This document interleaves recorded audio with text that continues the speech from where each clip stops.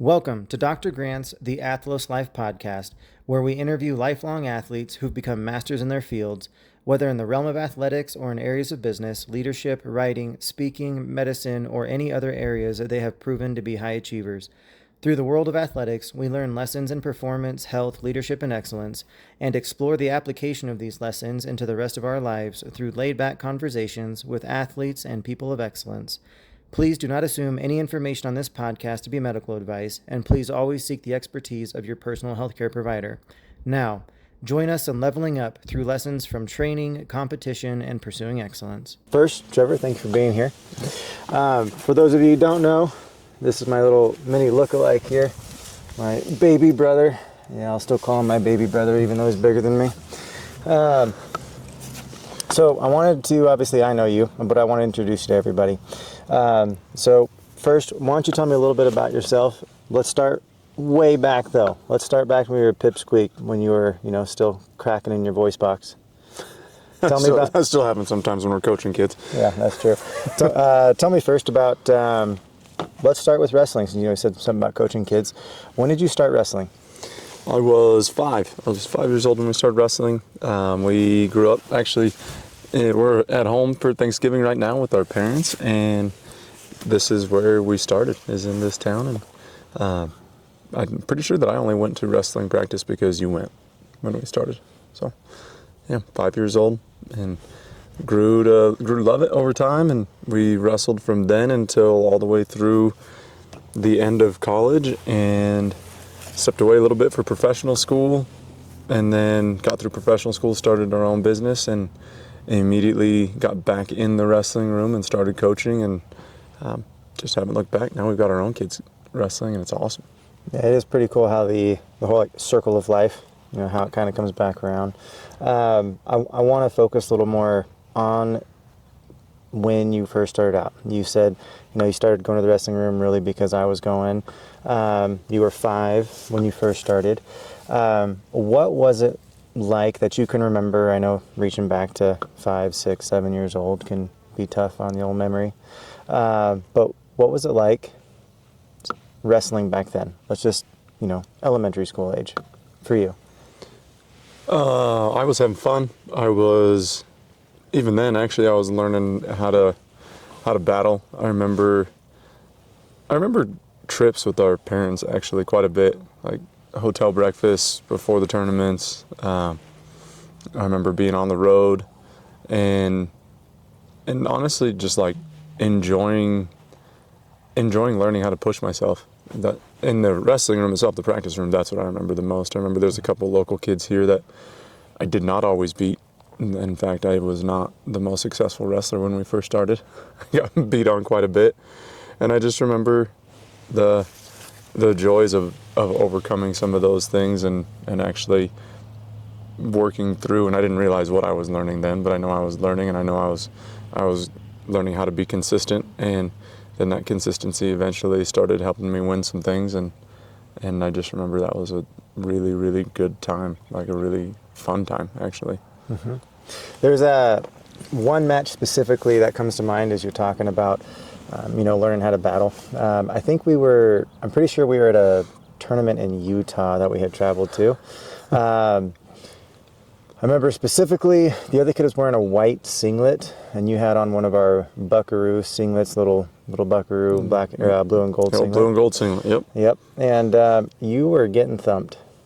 There wasn't a whole lot left in the match, and you were losing by like 8 or 9 points, and the kid was just manhandling you, and there was some kind of a weird beast that came out in your eyes, like a little bit of a Hulk out moment. You looked over at Dad and you nodded as you're walking back to the middle of the match, and the ref blew the whistle, and you went for the move that I like to ban from our wrestling team. You went for a headlock. Our kids aren't allowed to watch this because we don't teach this. You went for a headlock, and you threw the kid and you pinned him. I don't know if you remember that match. I do. Partially because Dad always talks about it. Yeah. When you think back to that match, what comes to mind? Something clicked where I just decided I needed to go out and actually like something inside me figured out what truly giving my best was. I think there's a moment for every athlete, whether it's athletics or whatever it is you're competing in, because truthfully everything in life you're competing in some way. There's a moment where you find out what it means to actually give it your all. I think there is a time, especially when we're young, where we feel like we're giving it our all. We're like, man, I'm trying. Dad, I'm trying. Like, I am giving my best. And there's just something in your brain that just clicks, and you're like, oh, that's my best. Yeah. There's like that. There's like that give extra. a little bit more. Yes, and I think that ceiling goes far beyond. I mean, you grow that ceiling for your entire life. Oh, yeah. Now, that's a very interesting topic I would love to circle back to here in a few minutes. I want to fast forward a little bit into middle school. What do you remember about middle school wrestling? Middle school wrestling, well, for me, I had figured out in elementary age, I had figured out that I wanted to do more than what most people wanted to, at least in this local community. I realized I'd set some goals for myself. And so middle school wrestling started in elementary school, actually. I started going to the middle school practices. While I was in elementary school, you were there in those practices also. So I would say that's when really middle school wrestling started for me. And then gratefully, when I was actually in middle school, I was able to be at the high school level practicing. And so I remember that was the age that I just started like chasing down and trying to do a little bit more than the people around me. And particularly, I've mentioned some kids that were beating me pretty consistently before. When I started going to those practices that were with the older kids, with the bigger kids, that's actually when I started making gains on the kids that were beating me pretty consistently. Prior to that, there's always someone better, always someone tougher. In wrestling and other areas of life, there's always going to be something to overcome in front of you. So I think what I learned then, I can actually put into words now. I didn't realize it then, but it was just that consistency in trying to improve. Consistency in trying to improve, and eventually that comes about and shows up in different ways. Even if it's not winning the trophy, getting your hand raised, it actually ends up showing up in your life in a lot of ways. Do you recall, was it middle school that you first ran into your buddy from Fernley that I'd like to bring up here in a little bit when you're in high school? Is that when you first started wrestling him? Oh, we started wrestling. That's a line that I had to chase down for, let's see, I was 10 years. 9 or 10 years I had to chase that down before I finally beat him.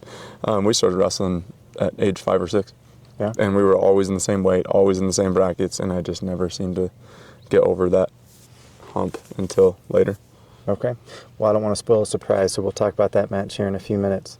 Would you say it was in middle school that you really started to get some success and momentum, or did you find you were still just constantly battling and maybe still trying to breathe? I think that's perspective, really, and where you're at with the, like, what are you calling success?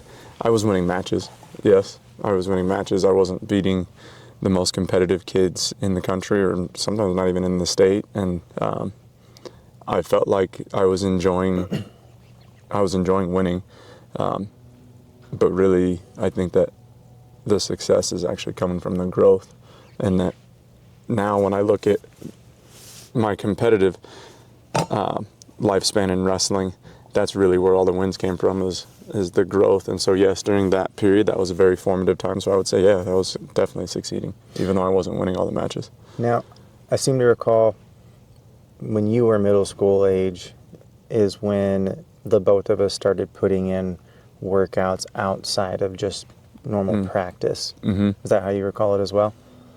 Yeah, I would say so. I was probably in middle school when we started realizing that if we really wanted to improve, it required more than what everyone else was doing, and not just in like going to the older kids' practice, but in time. You had to put more time in.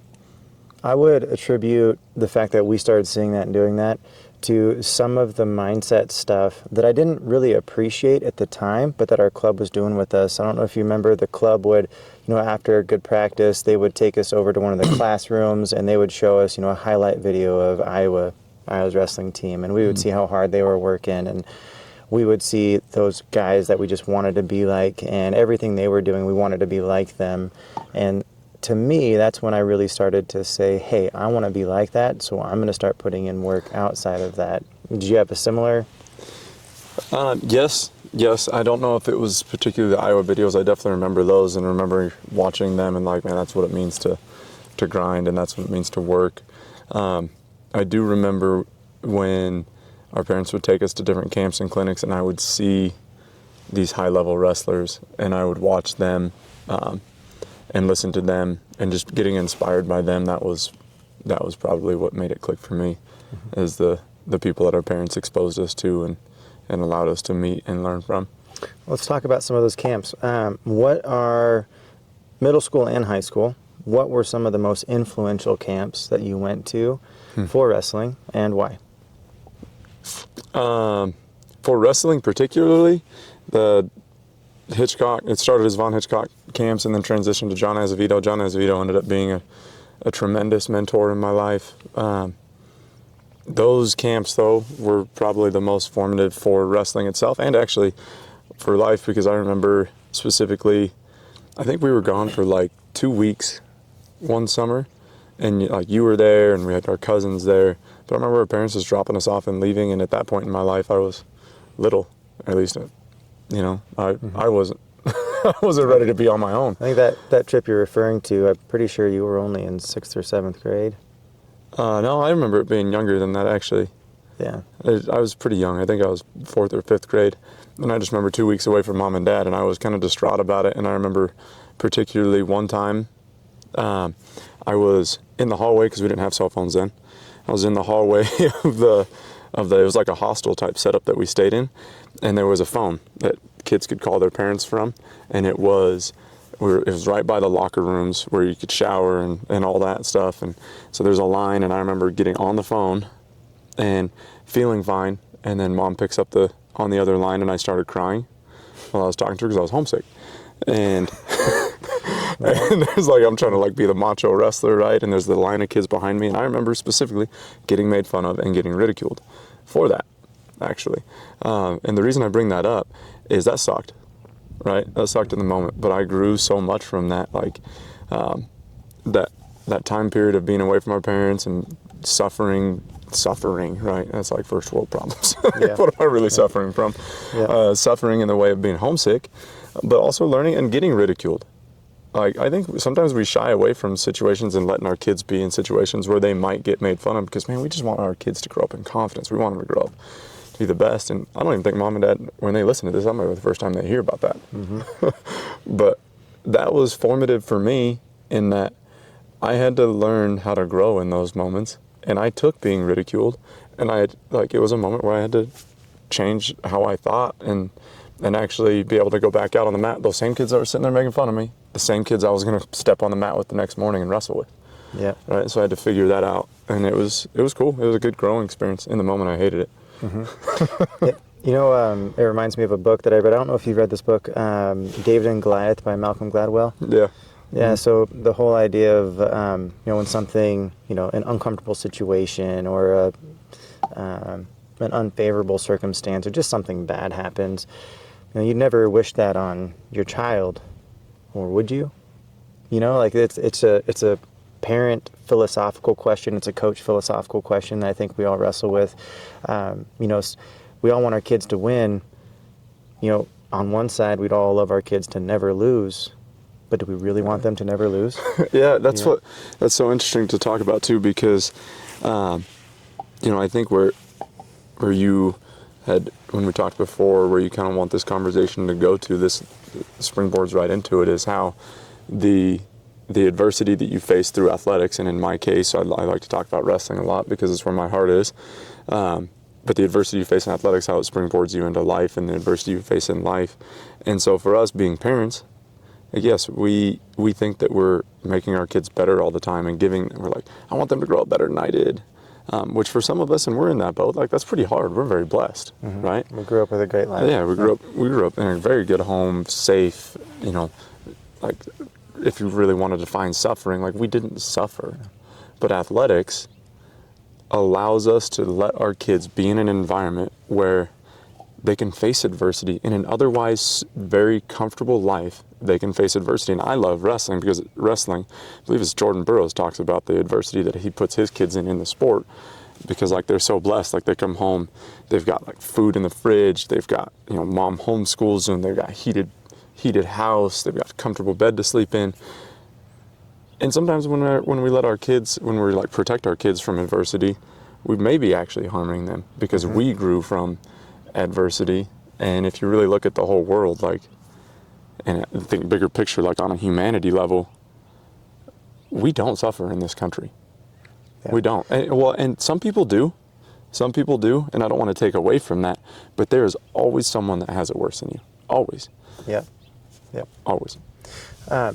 And that circles right back to that scenario that you just described, being in the hostel on the phone, and you got made fun of, and yeah, as a, would you be like kid, somewhere between 9 and 11 years old, like, yeah, that hurts, and you don't want to be made fun of, and you're at an age where, you know, you want to fit in, and you're with all these kids you don't really know, and they're all making fun of you, but, you know, what a better time to learn something as well. Right. And you did eventually grow from that. Yeah, 100%. 100%. And the adversity that athletics allows, you know, pouring into something, getting knocked down, having to get back up and keep going, like that stuff, you can use athletics to simulate that adversity. Since we do live in a blessed life, I wouldn't change where we live for anything. And when I say where we live, I'm talking like in the United States of America. You could be right wing, left wing, doesn't matter. We live in a free country, and it's awesome, and we're very blessed, and we are truly safe here. Obviously, there's outliers and everything, but yeah, I mean, absolutely. And if you wanted to get really extreme, there's people who undergo the terrible hardships of, you know, sex trafficking or kidnapping or brutal torture. In comparison, we get to experience adversity in a very controlled setting of competition. 100%. It's a blessing.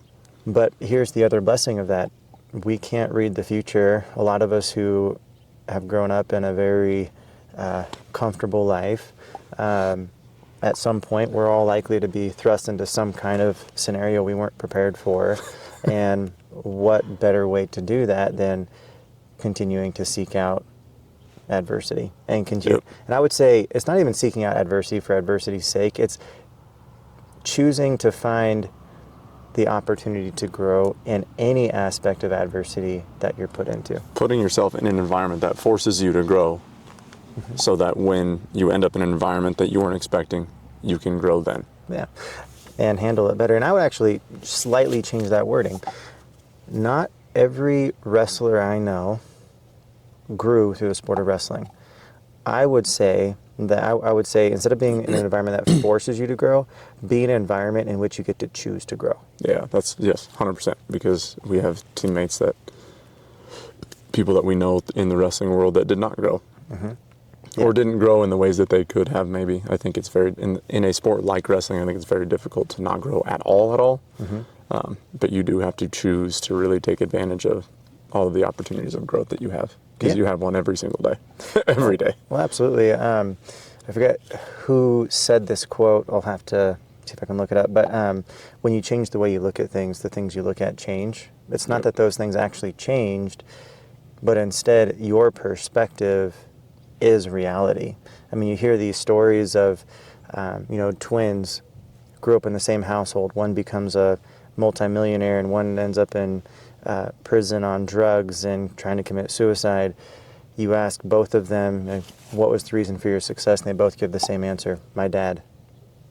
You know, one of them chose to see it one way and the other one chose to see it another way. I think there's a lot of power to be said in how you choose to see something. 100%. 100%. I don't want to get too far off track where I was going with this. I wanted to ask you too, what's another camp? Let's fast forward a little bit more into high school. What's another camp that really I already know what you're asking. Yeah, that really shaped where you're at today? Yep. There was a summer. I actually just talked to one of the other wrestling dads last week about this. I think we may have been at the same camp, but there was a summer where I went to an Oklahoma State intensive camp. An intensive camp, for those that don't know what that means, is essentially the camp is designed to physically and mentally break you and force you to learn how far you can push your body and your mind. And so I went to an Oklahoma State intensive camp, and I turned around and went straight from that, had one day off, and went to the J. Robinson intensive camp. At that time, he was the head coach for Minnesota wrestling. He's a Green Beret. He compared the camp that he put you through and the physical exhaustion side and the mental exhaustion side to going through the training that it takes to become a Green Beret. And in his opinion, and he would share this with you after camp was over and after you made it through, because not everybody made it through. I think the attrition rate, at least the year that I went, was almost 50%. Yeah, it's a crazy number.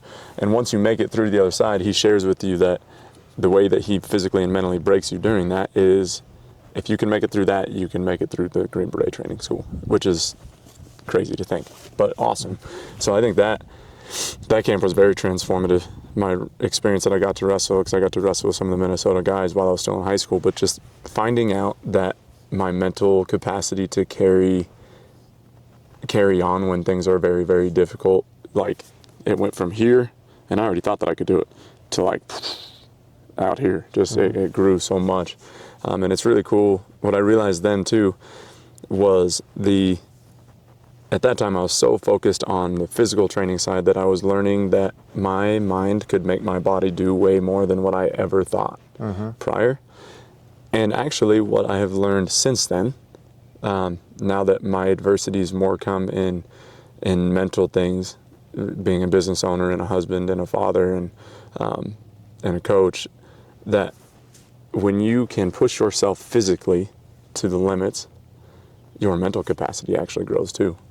You learn, there's a direct correlation to both of them. They both help each other grow. When you understand how far you can go mentally, your physical side steps up. When you push yourself past the limits physically, your brain is like, oh man, all of a sudden I can carry more. My mental capacity just grew. Yep. So this is a theme we're going to carry throughout this, and I want to make sure our listeners stay with it. Earlier you made a comment about the reason why you went out there and there's like this Hulk vision in your eyes and you decided to throw this kid and pin him, is at that moment you suddenly realized there's another level of intensity you could reach, right? So something inside you started to grow. Now throughout this camp, mentally you started to learn just how much further I can push myself. I would say wrestling, sports in general in youth, provide kids the opportunity to do that. Think about the whole idea of injuries versus owies, That's a true skill that all kids need to learn. Like, yeah, it hurts when you have a big old bruise on your elbow, but that's not an injury. That's not a reason to be held from something.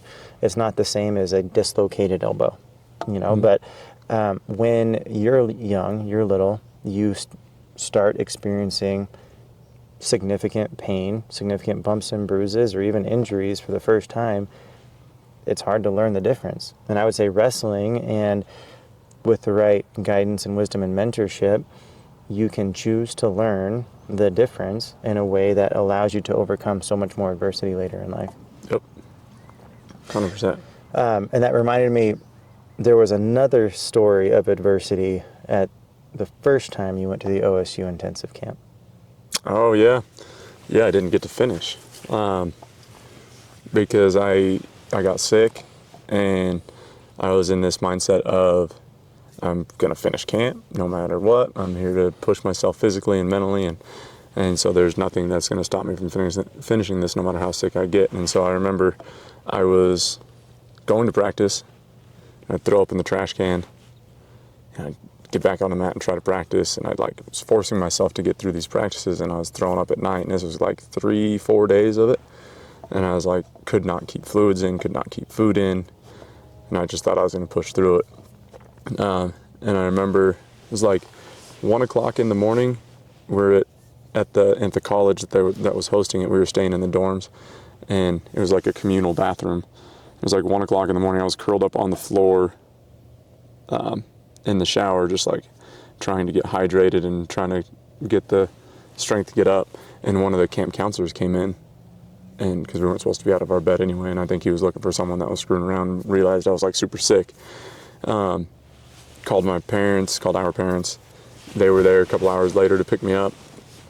Went straight to the emergency room, and I was on the operating table within like 40 minutes of getting to the hospital, getting my ruptured appendix out.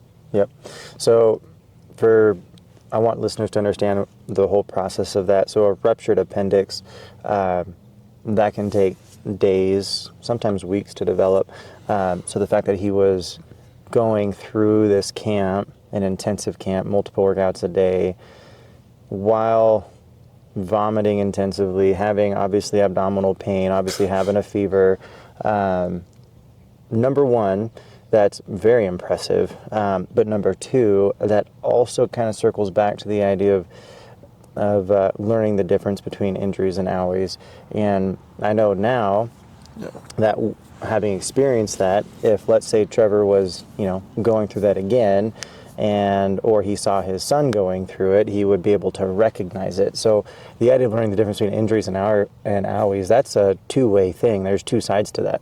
There's learning 100%. things to push through, and I would say thankfully that camp counselor had the wisdom to recognize that, because he 100%. himself had been through some real stuff to make it to being a college wrestler. And recognizing that I was actually sick when I was being too stubborn to step back and actually ask for help. Because that ruptured appendix can be deadly. That can be deadly, yeah. Yep. So I want to fast forward now. There's one particular match, and actually there's a couple matches in high school I want to talk about. The one that we already referred to. Took you 10 years to chase down this guy. Yeah. So we don't want to be like gossips or call names out, but the kid that I wrestled, he would just beat on me all the time growing up. And then my freshman year of high school, he was a year older than me. My freshman year of high school, we both qualified for the state tournament. He was a returning state champion. We had a two-time returning state champion in our bracket also. I lost in the semifinals on one side of the bracket. He lost in the semifinals on the other side of the bracket. And then we ended up both moving forward and getting to the third and fourth place match. So we're wrestling for third and fourth place. And you were a freshman at the time. Yes, and he was a sophomore who had won as a freshman. And I remember you were a senior in high school. You were wrestling for your second state title. You were going to be in the finals, wrestling shortly after I got done wrestling. And I remember that I was not focused on my match, actually. I was just like super excited for you, and I remember that the crowd was like booing your name because we were in our rival school's home gym. And it was there was like a lot of emotion and hype around your match. And so it kind of distracted me from my own match. And I ended up winning that match with just a few seconds left on the clock, and got third and beat him. And getting third wasn't what was exciting for me. It was the realization of the consistency that I'd put in, that consistent training. And for 9-10 years it took to catch up to that kid, and the consistent training, and eventually paid off, and it was cool. It was a really cool experience. Specifically, that's one of your wrestling matches that stands out most in my memory of watching you wrestle. I remember the first round. By the end of the first round, I was looking like this is just going to be another match between these two, the same way it always is. But then it was about maybe a quarter of the way into the second period. There was something that happened mentally with your opponent, and he, I don't know, it just suddenly seemed like, man, Trevor might actually pull this off. And the rest of the match, you kept chipping away, and you closed the gap on the points. And literally, I think it was just with 4 or 5 seconds left, you scored the winning point. And it was so awesome to see that mental battle, just being able to push yourself and take him to deep water to the point he didn't want to wrestle anymore. Yeah. That was one of my most proud moments, is your big brother watching you wrestle, especially up until that point. That was fun. And now let's fast forward to your 2 state finals matches. Okay, so that... Well, actually, hold on. Let's let's just take each of them. So that was your first year as a freshman. Yep. Let's go to your sophomore year. How did state go? How'd the season go your sophomore year? Sophomore year, I was at this point in my life where I was trying to, I don't know if I was trying to prove something. I don't know if I was trying to put myself in I probably was not mentally mature enough to recognize this then, but maybe I was trying to put myself into those places of adversity to help me grow. But I had the option to wrestle at a different weight class than I ended up wrestling at state, and I chose to wrestle at this weight class. I wanted to wrestle this guy. He was going for his 4th state title. He was the same one I just referred to. So he had already won a few state titles that year. Hold on, when you say same one you just referred to, not the guy you wrestled in the consolation finals. No, not the one that I beat. The one you lost to. The one I lost to in the semis my freshman year. He Correct. went on, won. That was his 3rd state title. He was going for his 4th state title now, the following year. Your sophomore year. That's my sophomore year. Yep. And so I thought I needed to wrestle this guy, and I wanted to try to beat him. And yeah, to this day, I still never beat him. Lost in the finals, pretty handily. He just thumped on me. But I was trying to beat the best. I was chasing lions. Yeah. And I lost there. And then junior, senior year, I ended up winning both of those, which was cool. And that's where learning how to chase down a goal, actually, because I set a goal in elementary. You mentioned elementary school, and I told you that's when I started going to middle school practices. I set a goal then that I was going to be our hometown's first 4-time state champion. And I was placing myself in whatever adversity I could to help me grow.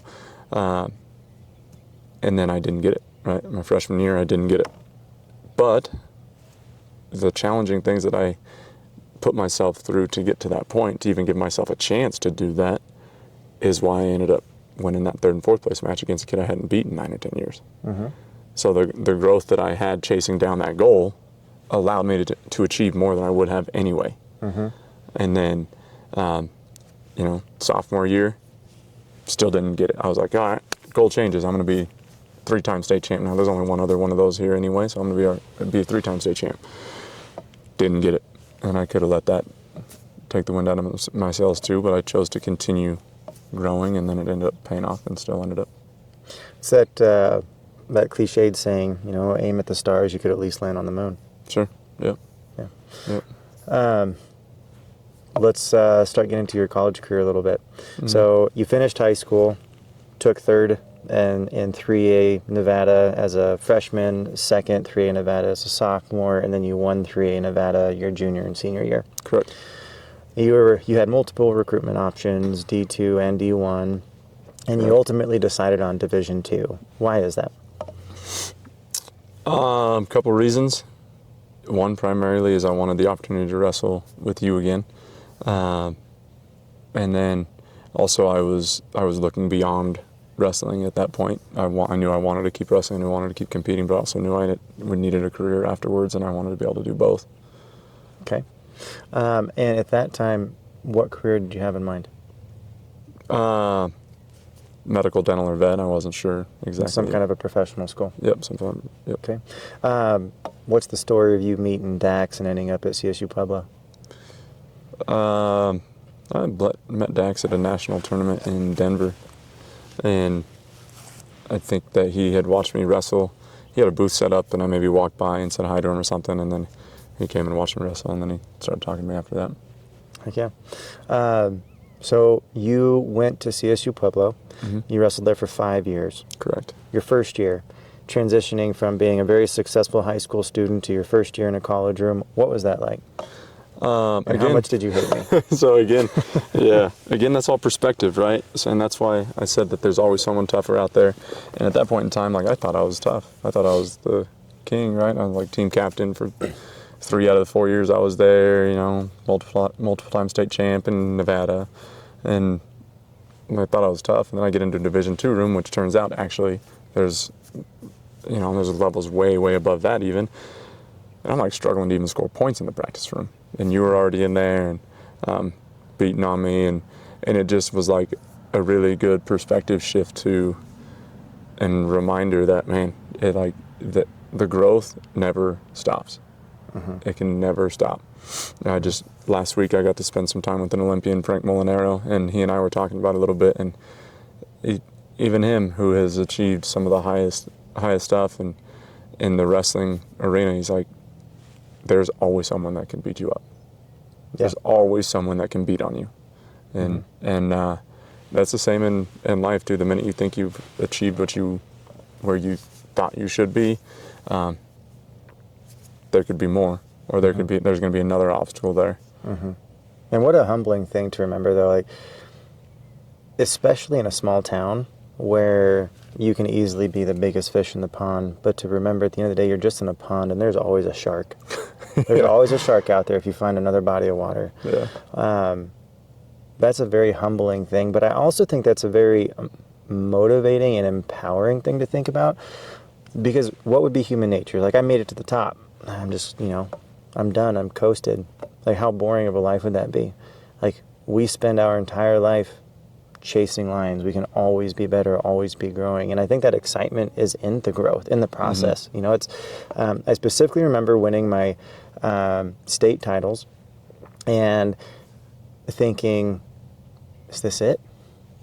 Like, Yeah. I worked all this to stand here, but at the end of the day, it wasn't about standing on the podium. It was about the journey. It was about the process. And honestly, like, I would say standing on the podium is one of my briefest, smallest, blurriest memories of the whole process. And I think too, what you're talking about, it steals joy from people. It's this thought that I'm going to go achieve more and I'm going to be happy, or comparison is the thief of joy also. Like, compared to, I just mentioned an Olympian, I could compare my career to his, which on paper is not even close, and in reality is not even close. He's a way more successful wrestler than I am, and I think he's living a happy and successful life as well now. But if I'm going to sit here and compare myself to what other people have achieved, or to what I think I should have achieved, or anything like that, you're never going to find true joy. But if you can embrace the growth, you can embrace the adversity, because adversity is going to be in every single moment of your life in some way. If you can embrace that, you actually can find peace. You can find joy. But achieving goals, yes, achieving a goal feels good. Yeah. It gives you some fulfillment, and it's great, and I don't want to take away from that. But if that's all you're chasing, you're going to end up miserable and empty inside. Yeah. It's almost like if you're constantly chasing that, you forget to live in the moment. Along the way. You forget to be in the process. Like, when I think back, most of my memories that I look back on fondly, which some of the times at the moment was begrudging, but now is definitely a fond memory, is getting up when it's 10 degrees outside and going on a run, before school, like doing the stuff that no one else wanted to do. But that's also still how I continue to live my life. And that's become, through the adversity, through the growth, through trying to chase down those lions, that's continues to shape who we are today. 100%. And, I just showed Corbin, my son, a video of Michael Phelps, actually, an interview with Michael Phelps I'm sure everyone listening to this knows who he is, but he's the winningest Olympic athlete on the planet. So a lot of our middle school kids at the wrestling room did not know who he was. Yeah, so, he's won more Olympic medals than any athlete on the planet. And he was talking about how just his training regimen, and how he stuck to it, and the number of days that he didn't want to get up and go put time in the water, go put time in the pool, go spend time training. Like, the number of days that he didn't want to were countless. But those are the days that you have to. Those are the days that are more important than when you want to, because if you're getting 10%, 20%, 30% better on those days when you didn't want to get up, that's when you're actually growing, that's when you're actually passing people up, and that's when you're actually pushing yourself and growing those limits. And for me, what I thought about, I was showing Corbin, he's 7 and he wants to compete at a high level someday. And I was showing him from an athletic standpoint, and I was sitting there thinking about it while I was showing him and listening to it, that translates into my day-to-day life, some of the struggles I've had in the very recent past, actually, where whether it's in my marriage or in our business, and just day-to-day things, like, there are things that pop up that you're like, dang, man, like, I just want a day off. I just want to take a day off. I need a day to me. Like, I will push everything to the side, but those are the days that actually matter more. Like, for the dads out there, you know, that it's easy to, like, you know what, I don't want to put, I'm so exhausted. I've been busting it all day to put food on the table, to pay our mortgage, to do the things, to pay the bills, to provide these opportunities for my kids to go do the things. And I come home and I just need to rest. But that moment is more important. That's when we really need to show up. That's in that moment. That's when that adversity that you learned in athletics to go do the 6 a.m. run when your buddies are sleeping and eating pancakes. That translates to your life, and you're like, you know what? I got more in the tank. I got more in the tank to show up for my kid and sit here and be present and play Legos with them, because these days are going to be gone too. And I have more to give. Yeah.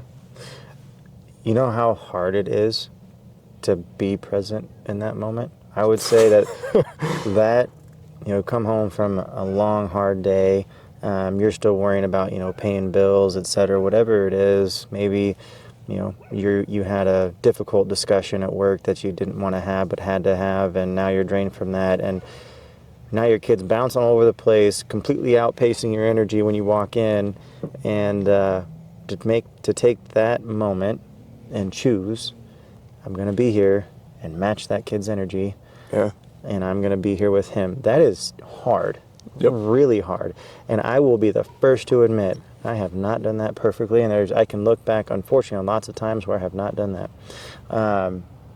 And I would agree that the choices we've made through the athletics or any other kind of adversity can directly empower us to do better at that and to make that choice to show up. 100%. And it doesn't matter what you do, whether you own your own business, you work for someone else, you're trying to do both. When you're trying to make ends meet and trying to show up as a human being in all aspects of your life, it takes effort, it takes tenacity, it takes resilience to truly do it. And everybody fails in certain ways. And I think that athletics, and for me, wrestling, has taught me how to believe that I have more in the tank so I can actually show up. But the other thing that is so important that athletics teaches you, and all those matches that I lost, those are failures, right? In the eyes of the spectator, that's a failure. When you lose, you failed. You didn't achieve the outcome that you wanted. And you learn how to overcome those failures through athletics. And some of the failures that you learn are when you fail to put in the right work, right? You fail to do the right thing, and then you see the outcome on the other side, and like, oh dang, that's because I didn't put that work in. And so how I translate that to now is the pain of failure that I learned through athletics translates directly to the pain of failure today, because I still fail today. I still fail in business. You mean you're still a human? Yeah, I still fail in business. I still fail as a dad. I still fail as a husband. And when your failures hurt you, that's actually pretty easy to overcome. When your failures hurt other people, that is the hardest thing that you could probably overcome. And I believe that I've had failures where I have massively hurt people that I love tremendously in my life. I've let my kids down. I've let my wife down. I've let people inside of our business down. And the tenacity and the resilience that I learned were instilled by God, by our parents, through the sport of wrestling, have allowed me to overcome those things and step up and truly grace, knowing like I failed, but it's not the end. I failed, but I'm not done. Being able to brush that dirt off, being able to accept the grace that you're given, and actually go and try to succeed more. Because I think there's a lot of people in this world that they fail and they think that's the end. They let that failure define them. And I've actually been in that boat where I've allowed it to consume my mind to the point where I'm like letting myself think I'm a failure and I can't move on and I can't get to the next thing. I'm not going to, all these things that God had lined up for me, no, that's not happening anymore because I messed up so bad or I didn't do the right things. But the truth is, God's plan for you still exists. God's grace for you still exists. You put the right people in your life, their grace for you still exists. Their love for you still exists. And you actually, just because it might look a little different doesn't mean you're not going to go have bliss on the other side of your failure. Mm-hmm. You remember what Dad used to tell us when we lost a match? It's only a loss if you don't learn from it. That's right. You either lose or you learn. And that's a choice. And I think that's what you just described. You kept using the word failure. It remains a failure if you choose to allow it. Correct. Or it just becomes another stepping stone to become the better person on the other side of it. It takes a lot of strength to admit, yeah, I messed up. And I think that step alone is probably the most important step, because there's a lot of people who mess up and they refuse to admit it. Like, it could be staring them dead in the face and like they just bow up in defensiveness and like, I didn't mess up. It's so-and-so's fault. You know, if she didn't do this, then I wouldn't have done that. Or if he didn't do that, then I wouldn't have done this. You know, like it's always casting the blame. But to sit here and to say, I failed, I messed up, that's probably the most important step, because you can't move on to step number 2, which is the most powerful step, if you don't do the first one. Step number 2 is, okay, I failed. Now how can I learn? Now how can I learn from it? How can I be better and not do that again?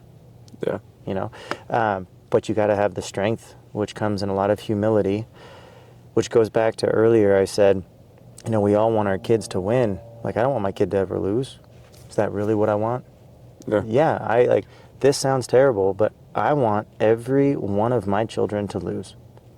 I want every wrestler that ever wrestles for me to lose, because they can't learn to overcome that adversity if they never have it. Yep. And like you said, the loss is considered a failure in the moment because I failed to achieve the gold medal. Right. So, absolutely. Man, what a powerful message. I want to get through the rest of your wrestling career because I want to wrap up with some of the coaching stuff afterwards. In college, you wrestled for 5 years at CSU Pueblo. Correct.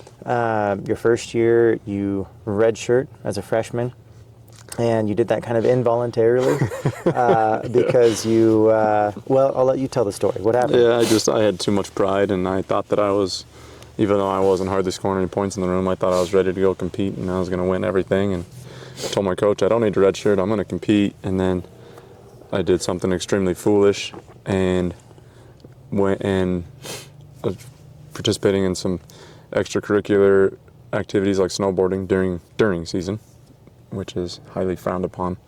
Yep. For this reason? Broke my arm and couldn't compete. Yep. So I had to red shirt, and it was a blessing because I needed personal growth, I needed mental growth, I needed physical growth. I'm not even sure I'd fully finished puberty yet, and I was thinking I was going to go compete with the men. Yep. Let's jump into your second year. What was that like? That was our last year competing together. Yeah, our last year competing together. That's honestly what I remember the most about it, is just the joy of being able to be on the same collegiate team as you and traveling the whole country, wrestling matches, and still I did not perform the way that I thought that I should. You know, I'm still getting beat on by college guys, and starting to win some matches and starting to see some definite improvement and success. But probably what stands out the most to me in that season is just the joy of being able to compete with you again. It was fun. It was super fun. It was a lot of fun. Specifically, we were one weight apart, so usually I would wrestle. Actually, we switched because we started out. You were 165, I was 174. And then we switched. And about halfway through the season, I believe we switched. Yeah. Yeah, that was a lot of fun. A lot of fun. Let's jump forward to you and a good teammate and buddy of yours, Jesse Hillhouse. You guys are both ranked in the country, favored to at least be All-Americans, and hosting the national tournament. Yeah, Jesse was ranked number 1 in the country actually that season. That going into the national tournament, we're hosting the Division II national tournament in our home gym. We had TV interviews, newspaper interviews. You know, and Pueblo's still like a small town, so it was like hyped up, right? And everyone in town, no matter where we went, it was like people knew who we were and they were excited about the tournament. And I'm still just a young, dumb kid. And both of us, honestly, I think both of us let the pressure get to our heads, and tournament time comes, and we both laid an egg. Neither one of us placed, and did not achieve what was expected of us by others. And I think it ultimately happened because we didn't know what to expect for ourselves, and we didn't hold an expectation for ourselves, and we didn't believe in the consistency that we had already put in. We let the hype overcome the confidence that comes from training. Mm-hmm. You failed? Yeah, sure. In the eyes of a lot, sure. Yeah. But did it end there? No. But before we jump into that, what are, in your mind, the top 3 things that you and Jesse changed after that tournament? After that tournament? Well, the first thing we both had to fix was our attitude, because we were both pretty upset afterwards. So we had to take a moment to reset and stop being angry about the loss. And then very rapidly, actually, both of us, instead of the normal postseason springtime partying that college athletes sometimes do after their season's over, where you go and kind of binge and do the things that you shouldn't be doing and that you withheld from during the season. So like, you got to get it all out now. We were still young kids and didn't do everything perfect, far from perfect, but we chose to buckle down, and we chose to start withholding from some of the things that our teammates were doing. And so we cut partying out. And you cut partying out? Yes. Yeah. Yep, cut partying out, and we started putting in extra time. Both of us always trained year round, but it was different that now. It was like, we're not just here to do okay. We're going to put the extra time we're putting in is going to be very intentional now. And I think you said 3 things. I think those are 2 of the biggest, really, is that we started making sacrifices that other people wouldn't make. And what I mean by that is we just were choosing to not do the things that other people were doing. There's a third thing you've mentioned before that I think is very powerful, and I want our wrestlers to hear. And it has to do with you giving up your pride and embracing the process that our coach. Oh, yes. That's super important, actually. Gosh, thank you for reminding me of that. Mm-hmm. So prior to that, I was like looking for the things outside of what God has already blessed me with. God had already blessed me with this opportunity to wrestle in college, a coach that loves me, that cares for me, that wants me to succeed. And I'm looking around at these other programs, and I'm like, man, like, if I was in that program, if I had these teammates or this or that, like, I would be excelling more. And I was getting distracted, right? Mm-hmm. Instead of, you were seeing the shiny gold objects. Yeah, it's somewhere else. Or grass is greener on the other side. Yep.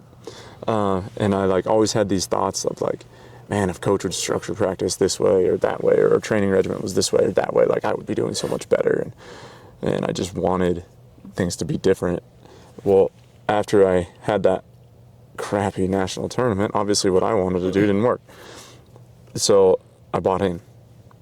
I bought into where God had me in that time, with the coach that he put me under, with the team that he put me in, the program that he put me in, and I just bought into all the philosophies. I bought into everything that he wanted me to do, because before that I was doing the things that he asked me to do. I've never been an athlete that didn't do what the coach asked, but there was something in my heart that shifted where I was like, I'm all in now. I believe what he's telling me to do is going to work. Mm-hmm. And I think my effort increased because I actually believed in it, and then all of a sudden things started happening. I really want to stress that you bought in to the very place that God put you, with the people God put you, despite any imperfections you think you had seen in that person, in that team, in that place, in that program, anything else, whatever. in program. You decided to go all in. Yep. And I would say that's one of the top 3 most important decisions you made that then led into your senior year and the success that you had. Yep. Talk about that year.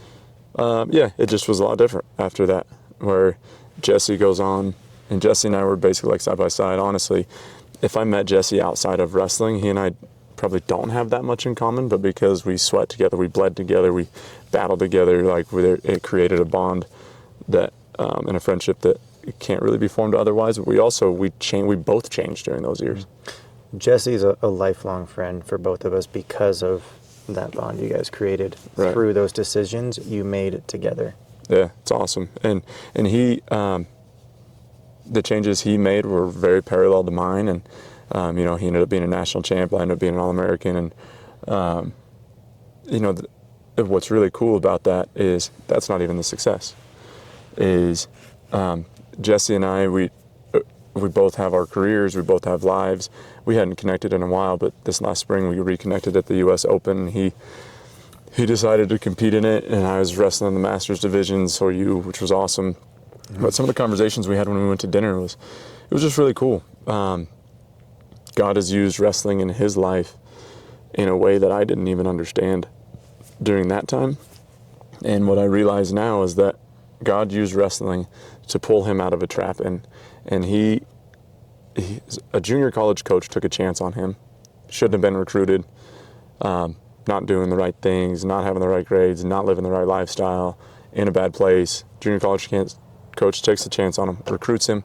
He succeeds in junior college, ends up going into the NCAA Division II and winning a national title. And then now, and God kind of got introduced to his life during that time period, and he and I grew through that together too. And now, because of the way that God used wrestling to influence his life, and he says this, he's a completely different man than he ever would have been, because God used wrestling to grow him and to shape him. And he's actually got a successful career now. He's coaching at Arizona Christian University, and he's got a job and a daughter and just doing really good, influential things and impacting young kids with the same type of philosophies. It's awesome. Mm-hmm. Absolutely. I would say that many times we need wrestling more than wrestling needs us. 100%. And I would expand that even further. I think kids often need athletics more than athletics need the kids. 100%. And like for Jesse, in his example, and I don't think he would mind me saying this at all, is that God used wrestling to introduce faith to Jesse's life. That time when he and I were making those lifestyle changes. And he told me when we were in Vegas this last spring that he's like, yeah, I was a believer then, I went to church, did the Bible studies, we did the things. He's like, but what I didn't realize is the seeds that were being planted then, I didn't actually make a transformational change in my faith then. I transformed in a lot of ways then, but God was just planting a seed.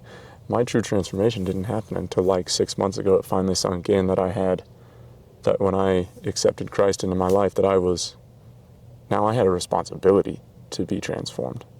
It wasn't like back then I just thought it was the cool thing to do, Now I'm transformed now. I have a responsibility to carry out this lifestyle.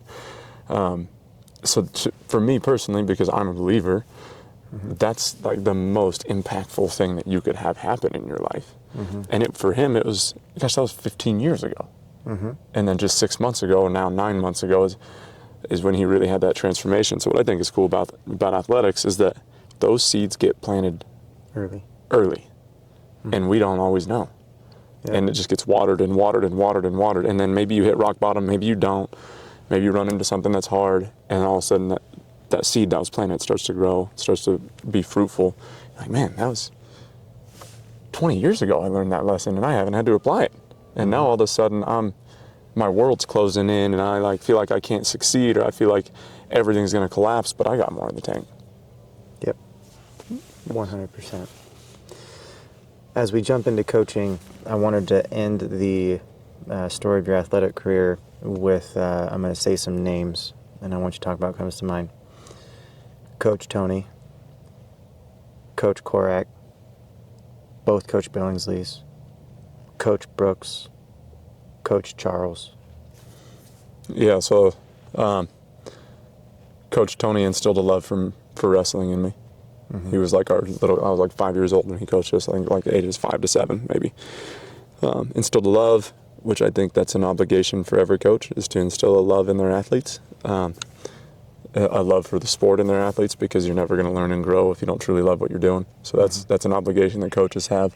Coach Korak, man, he coached at every level really up until graduated and went to college. And what I remember most about him, yes, he's a great wrestling coach. Yes, he taught me how to push myself. I remember when I was in middle school, practicing with the high school. He was the high school coach then. We're running sprints. And I remember I threw up from the workout. And he wouldn't let me stop to clean it up. He made me run around it. keep running. Yeah. So of Sounds course, like something Brant would of course, I remember him from things like that. But what I actually remember the most about him is in high school, I went through this phase. I was not making any good choices, partying too much, doing wrong things, and he loved me enough that he pulled me aside, and he didn't talk to me about wrestling at all. He just pulled me aside and talked to me about those choices, cleaning up, because those choices are not what I'm supposed to do. And they're not going to serve me in the long run. And that stood out to me a ton, and it impacted me a lot. And I think that's an obligation that coaches have too, is love your athletes outside the sport. It doesn't mean that you're going to serve your athletes more than you serve your own family, but it sure as heck means that you've got love for them and you care for them more than just winning a gold medal. Absolutely. And Coach Brooks and Coach Billingsley, they were high school coaches that really were formative for me in that drive. Like, Brooks always kind of guided the whole team, but Billingsley really, he taught me what it means to drive, and to drive more than what other people would. He was nicknamed the General, and a lot of the athletes and parents did not like him, actually. Because I would say for the same reasons they didn't like him, or for some of the same things he was the most successful. 100%, and the same reasons that I have a ton of respect for him, because while in those moments I didn't like what he was doing sometimes, it pushed me, it changed me, and it shaped me, and it was awesome. It was awesome. And Coach Charles, that's Coach Dax, like he's a very, very impactful man on my life. Like, I'm so grateful for him and his love for me as an athlete. I've never met a coach that cared more about his wrestlers than that man. And flaws, yep, we all got them. We all do. But I know that he had my best interest at heart no matter what, and he helped me through some things, and he mentored me and guided me. And those days when I thought that I was tough enough to get through things, he taught me that I still need to expand my tank. And that leads me to the final name I wanted to bring up. He didn't wrestle throughout his life, but he became one of the most influential men in both of ours, but especially your life, Coach Trump. It's good wearing sunglasses. Man, yeah, so I get emotional just even thinking about him, because he, as a coach for me and as a mentor for me, which that's what a coach is, and that's what you want to talk about, whether you're coach or parent or both. And when you're in a mentorship role, like, it's you have such an amazing opportunity to influence people and shape people. And here's a man that did not have to take any interest in me, and he took me under his wing from a personal standpoint, from a business standpoint. Many of my business aspirations and accomplishments and drive are actually stemmed from him, and a lot of the conversations that we had, and he would take us to church and to lunch, and he would sit down with me like once a week when he didn't have to. He was a very, very busy man that took time out of his life, his personal life, to influence me in a very intentional way. And I can't even start to list off all the things that he was so intentional about, and the many ways that he helped me grow. But what I would love to share with anybody listening to this is that when you have a moment to be that person of influence for someone else, and you have something valuable to share, don't be afraid to. And I think that serving God is our first priority, serving family is our second priority, and then serving others. And so if you've fulfilled those first two, and you have people in your life outside of God and your family, and you have the capacity to serve them and be intentional with them without taking away from those other priorities, do it. And do it without holding back. Like, what I mean by holding back is, don't try to influence someone for your own gain, because that holds you back. And don't try to influence someone only if you think they're really going to get something out of it. You literally just do it out of the goodness of your heart because that's what God called you to do. Absolutely. And you expect nothing in return. I had nothing that I could give that man. He had more money than anybody could ever think of. He had opportunities that other people couldn't think of. He had a strong faith. I'm just like this college kid. I had nothing that I could give him but in return, but he loved me and he poured into me and he was intentional with me. Mm-hmm. And that lesson by itself, it changed my life tremendously. What would you say to those who might be listening to this who have someone like that in their life, and those who have someone like this in their life? Divide them into two groups. One, they may not truly appreciate just who they have in their life, or two, they do, but they may have never told that person. Yes. Okay. So if you have someone pouring into you, one, center your heart on gratitude, because I promise you, they could do that for someone else and they're choosing to do it for you. Mm-hmm. And I promise you it's not easy for them. It is not easy to choose to serve other people over yourself. So just center your heart on gratitude for it. Like, don't just brush off to the side. And two, if you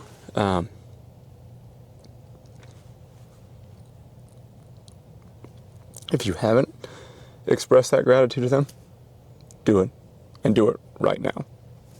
I know this is Thanksgiving, right? It's easy to say be thankful, but Mike was taken from us when he was too young. He was taken from us in an accident, and God had a plan for that too, right?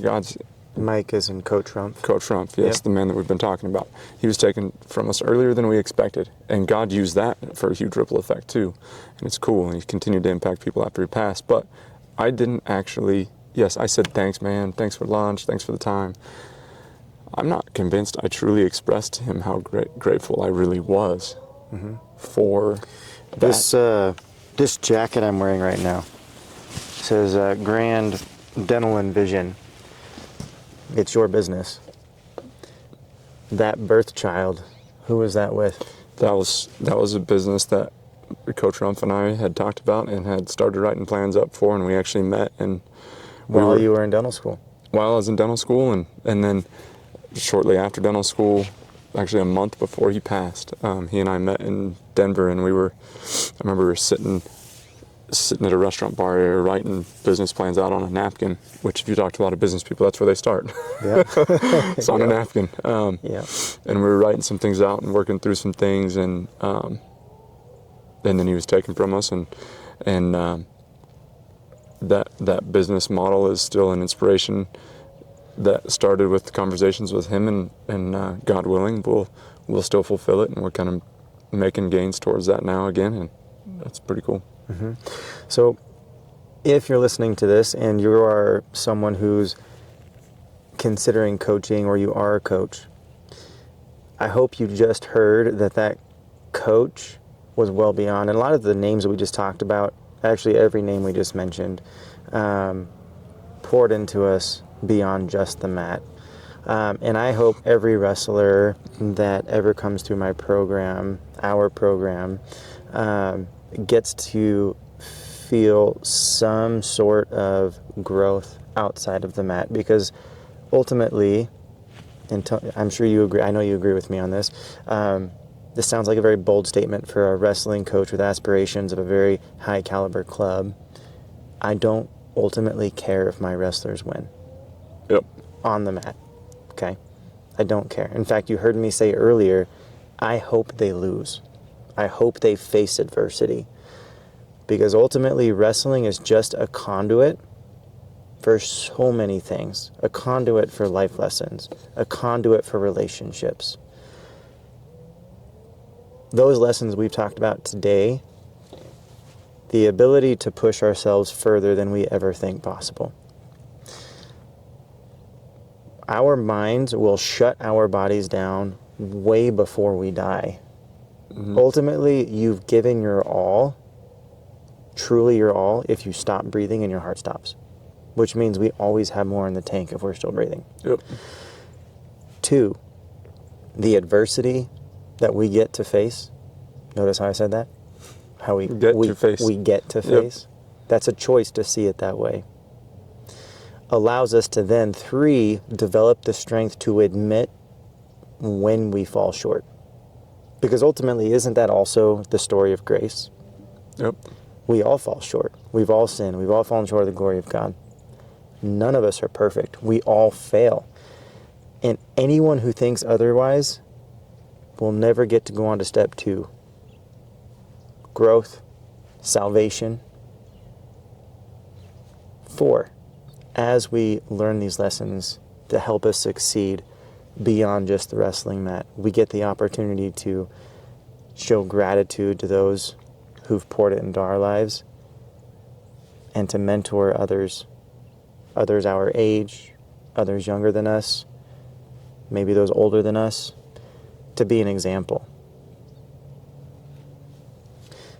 And I would say all of that is wrapped up in what you just described in Coach Rumpf. Okay. Coach Rumpf played basketball his whole life, played basketball in college. For some reason, decided to pour into the wrestling program at CSU Pueblo. Not only did he pour into the wrestling program, but he poured into each of us. And you and him had a very special bond. And he poured into you. And now the way you feed your family and your ultimate aspirations were born through that relationship. You now have the opportunity, I have the opportunity, every coach listening to this has the opportunity to pass that same blessing. Yeah. We can only pass that blessing if we apply those lessons we just talked about, including the one where you just said to totally buy in. Like to totally buy in where God's put you, the relationships he's put you with in your life, the kids he's bringing you to coach, the other coaches you're working with, etc., being totally bought in, the wife you're with, the husband you're with, the kids you have. Yep. The grass always looks greener on the other side. That grass is always fertilized with bullshit. That's a message coming from 2 very driven people and very goal-oriented people as well. Mm-hmm. So also being able to learn to be where your feet are at is awesome. Yeah. That's actually the main theme of our team this year is be where your feet are. Cool. Focus. Be centered. Cool. I love it. Anyways, Trevor, man, this was awesome. I really appreciate it. Thanks for being real and having this conversation with me, man. Yeah, I love you, man. Thank you. Absolutely love you too.